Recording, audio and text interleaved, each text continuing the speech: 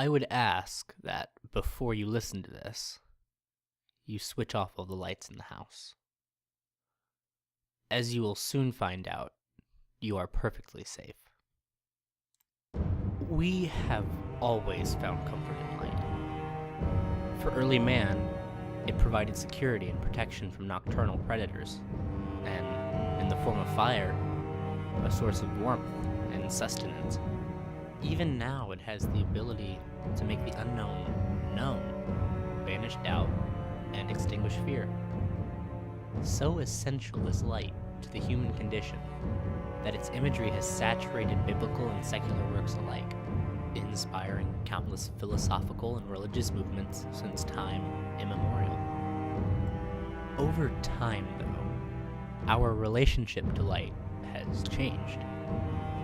From an animalistic dependence upon the day-night cycle, we slowly began to manipulate light and its sources, first through fire, and then later on via electricity. Manipulation soon became mastery, and before long, it was possible to flood an entire room with its warm glow at the flick of a single switch.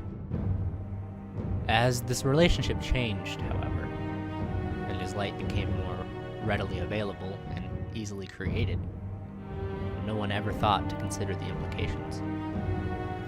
There has always been a tentative balance between light and darkness. Manifest in nature is night and day.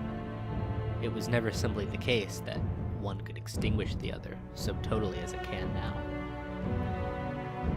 Even fire, which slowly creeps into existence and blossoms only as the sparks alight, never disturbed this balance.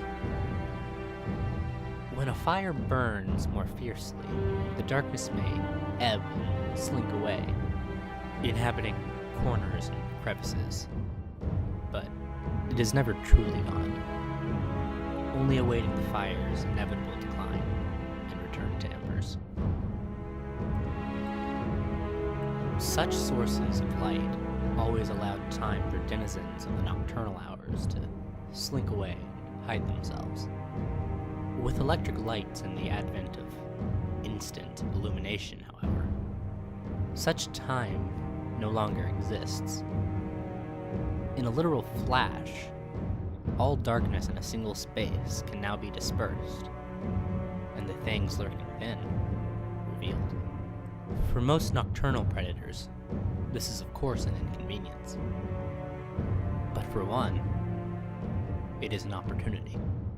It's more than likely that, from time to time, you've seen it. If you've ever turned on a light in a completely dark room, then certainly. For a split second, as the light flashes into existence, whilst your eyes are still adjusting, you may see its awful gaunt figure and long spider-like limbs standing somewhere within the room.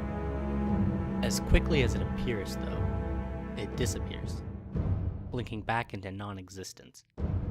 It happens so quickly that you may have thought it a trick of the light, a chance interplay of the furniture and fleeting shadows.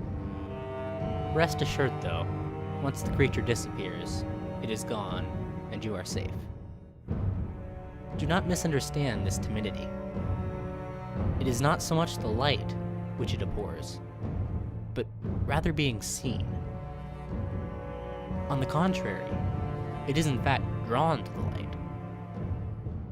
When shrouded by darkness, it may cause the hair on the back of your neck to stand up, or give you the feeling of being watched. But in its present state, it cannot act. It is only through the light that it is given a form. Of course, more often than not, when you turn a light on in a completely dark room, you will see no such spectral figure. As strange as this may sound, this is when you are in the most danger. The reason, you see, is that by turning on the light, you have given it a form. But unless you catch a glimpse of it, it has no reason to leave. In such cases, especially if late at night or during the small hours of the morning, it is imperative that you check your surroundings completely, as the creature will not disappear until you catch sight of it. If you do, it will vanish just as before, and you will be safe once more. If you do not, however, it will stay there in the light, unseen. If, for example, you were to go about your usual nightly routine without properly checking for it, perhaps read a few ghost stories on your laptop before bed, it will silently wait for you to once again switch off the light. Only this time, it won't be so harmless. Now then, it's time to turn the lights back on.